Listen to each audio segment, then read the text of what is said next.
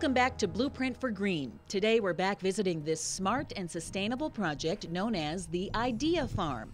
The modern-day farm, which pays tribute to the past, is the brainchild of designer-builder Peter Vujovich and his wife Jill.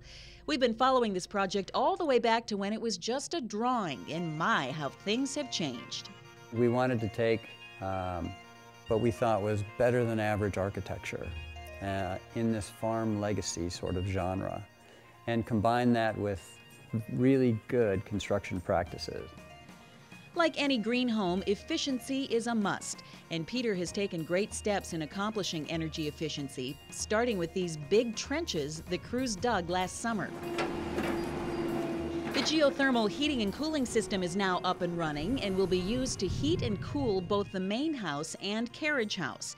This particular unit from Econar is a hydronic heat pump, which is designed for radiant heat flooring. Consider it a geothermal boiler.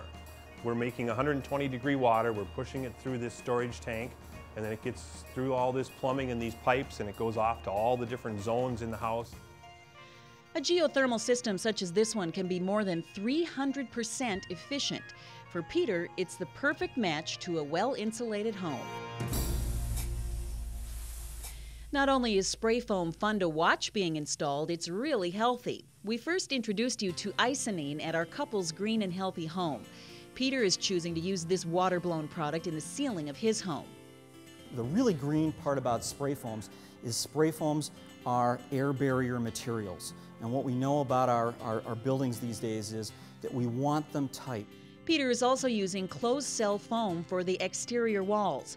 Closed-cell insulation is very strong and is the perfect fit for the 2x4 advanced framing construction method. There's some interesting work going on down in the basement. Peter had been experimenting with products that he could use on his basement walls. He didn't find anything he liked until now. This wall covering literally comes from Peter's backyard.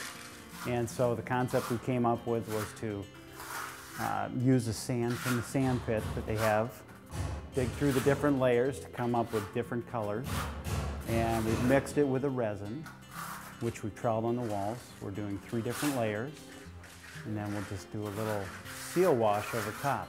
It's from this area right here, which Peter told us to grab the sand from because they've quarried it from just behind the barn over there. From quarrying sand to stone now.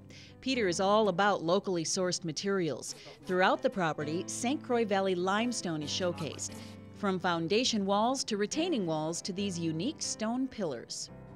We thought that it would be a very interesting architectural feature and kind of a one-of-a-kind feature to cut these support columns out of one piece of stone. It comes from Rivard's Pits up in Somerset, Wisconsin, and so they just truck it across the river, and here it is. The stone that we quarry, it's out of a block quarry, so we take blocks. These are a little unique because they're a little larger, about 9 feet long. To the side of the main house, beneath all of this mud, lies a very large tank, 12,000 gallons to be exact. The water slides right off the roof. It stays clean of granules or any asphalt sort of contamination, and goes right into our big tank so that we can use it for irrigating the gardens, watering the horses, and all the outside faucets. But Peter is having some second thoughts about the rain recovery system. We'll talk to him in the weeks to come about the challenges, and we'll continue to follow all of the progress at this not-so-typical farm.